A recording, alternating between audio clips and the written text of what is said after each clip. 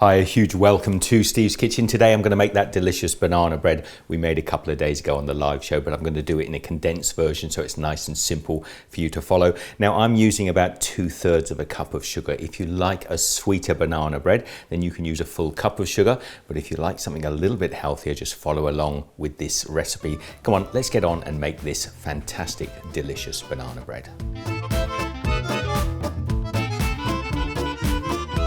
Now, a couple of days after the live show, my bananas have got even softer and squishier. These are Red Tips organic and they're so delicious. These are going to be so sweet. You'll see the skins have become super thin and the bananas are so soft, which is going to make them wonderful and sweet.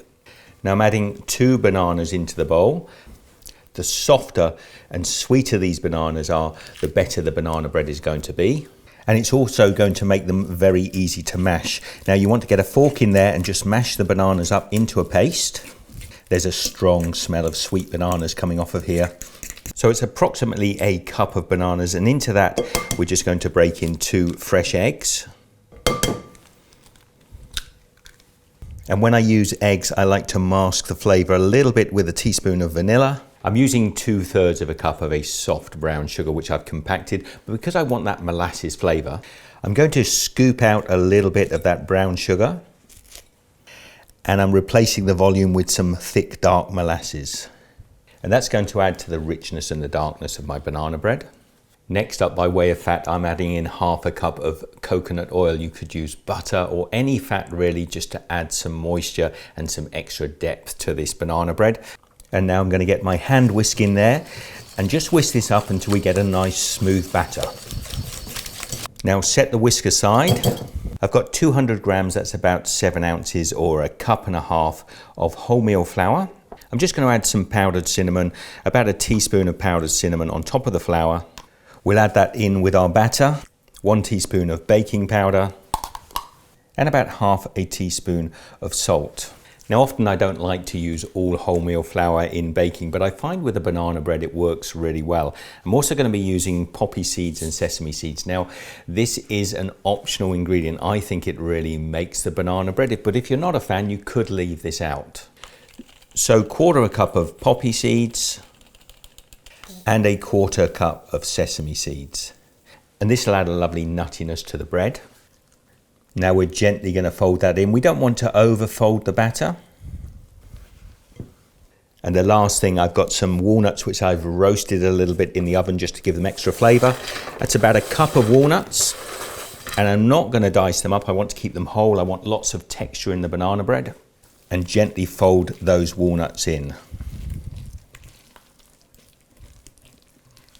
Now often I like to put some dried fruit in with my banana bread. I'm not going to do that today, but if you want to add some apricots or some cranberries in there, they go really well. Now I've preheated my oven 170 degrees Celsius, that's about 350 Fahrenheit.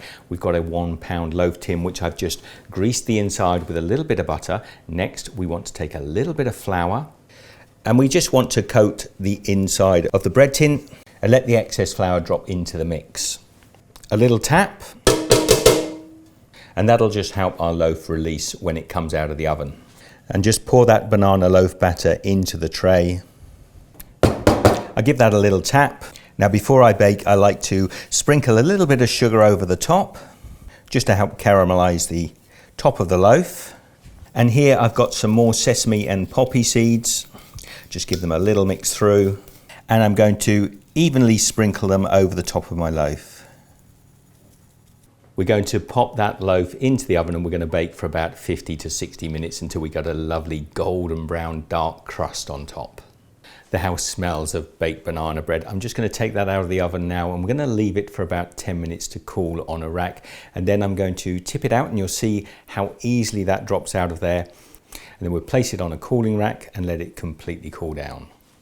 It's a beautiful day, so I've come outside to enjoy this banana bread. It still smells delicious. It's cooled down, just a little bit warm. I'm going to cut myself off the end piece of the bread. Look at the way the walnuts are running through that. It looks delicious. The colours are rich and dark, which is what I've got from that wholemeal flour and the dark sugars we put in there. The walnuts are running right the way through. How would you serve this? Somebody mentioned to me the other day a bit of cream cheese. I like just a little bit of salted butter.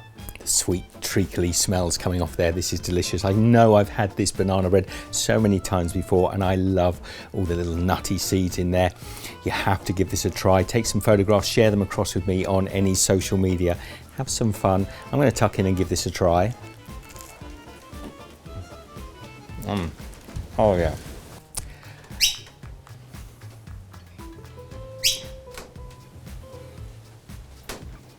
The bananas were perfect. It's got a great balance of sweetness. There's that rich caramel flavor in there as well. This is delicious. Not too much sugar. If you want more sugar in, of course, you can add it. If you decide to make this, send me some pics across on any social media. And don't forget, join me for another episode of Steve's Kitchen for some fun very shortly. Be good, and I'll see you there.